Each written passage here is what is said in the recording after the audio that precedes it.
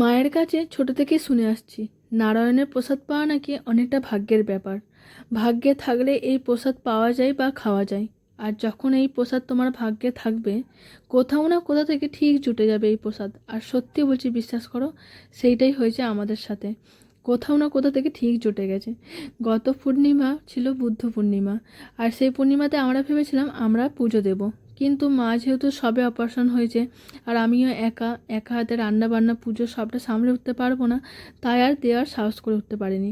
তবে ইচ্ছা আছে এবার থেকে বেছে বেছে সমস্ত পূর্ণিমাতেই, মানে বেছে বেছে যে পূর্ণিমাগুলো থাকে সেই পূর্ণিমা এবার বলি চলো। তো মায়েরও ইচ্ছা আমারও ইচ্ছা, তো দেখা যাক কতদূর কি হয়। তার আগে চলো বলি এই প্রসাদ আমরা কোথা থেকে পেলাম। গত পূর্ণিমা ছিল, জানোই তো, বুদ্ধ পূর্ণিমা। তো বর্দি ভাইয়ের শাশুড়ি মানে মাসিমণির ফ্ল্যাটে সেদিনকে পুজো দেওয়া হয়েছিল। তো বর্দি ভাই ফোন করে বলে যে ফ্ল্যাটে এরকম পুজো দেওয়া হয়েছে, তোরা কি প্রসাদ খাবি? তাহলে নিয়ে যাব। আমি তো শুনে খুব খুশি। আমি সাথে সাথেই বললাম হ্যাঁ খাবো, তুমি নিয়ে আসো, তোমার ভাই কিংবা বাবা গিয়ে নিয়ে আসবে। তো দেখো, বর্দি ভাই নিয়ে এসেছে আর বাবা সেটা বর্দি ভাইয়ের বাড়ি থেকে নিয়ে এসেছে। আর এই প্রসাদটা পেয়ে আমাদের যে কী আনন্দ হয়েছে কি বলবো। আর জানো তো, আমার মা আরও একটা কথা বলতো, এই প্রসাদ নাকি একটু নিয়ম করে খেতে হয়, মানে মেনে খেতে হয়। যখন এই প্রসাদ মাটিতে পড়ে থাকে সেটা তখন সেই মাটি থেকে তুলে তারপর খেতে হয়। তো দেখো, আমি সেই কারণে মাটি থেকে তুলে এটা খাবো। কেননা আমি অনেক জিনিস, জানো তো, একটু হলেও মানি। মানে আমি ঠাকুরের ব্যাপারে আমি সমস্ত কিছু মানি।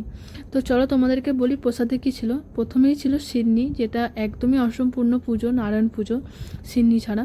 আর সিন্নি প্রসাদটা অসাধারণ মাখা হয়েছিল, মানে এত সুন্দর সিন্নি প্রসাদ আমি আগে কখনো খাইনি।